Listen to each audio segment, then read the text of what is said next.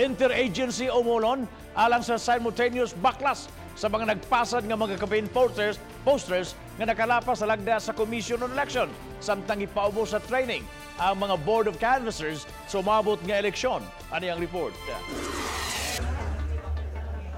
Dismayado ang Commission on Elections kung COMELEC nga hangtod karon nagpadayon gihapon ang mga kandidato sa pagpamutang og mga campaign posters gawas sa gitudlo nga mga common poster area. Kinibisan pa man og nagsugod na ang kampanya ni Antong Marso 29.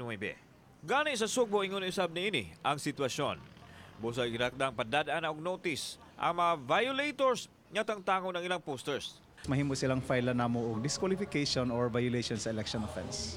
Gitugan ni Attorney Dennis Ausan ang COMELEC 7 Director nga mag-usa ang COMELEC, DPWH, DENR sa simultaneous baklas sa mga illegal posters. The PNP will be there to maintain peace and order kasi may mga pilosopo pa tayo na ayaw pa-baklas. Samtang ipaubos sa pagbansay-bansay ang mga Board of Canvassers aron siguradong andam na sumabot eleksyon. Kabahin kini sa pagsiguro sa hanay ug maayong serbisyo. Mahimo siya nga refresher pero we always go back to basics, no? Kay basing malimtan man gud. So ang tanan amo ginangagihan pag-train. Tanang mga issues nga angay ug dili angay erase during canvassing amo na siyang gihisgutan. So far as COMELEC Region 7 is concerned, we are right on track, which means now we are right on schedule, we are within our timetable.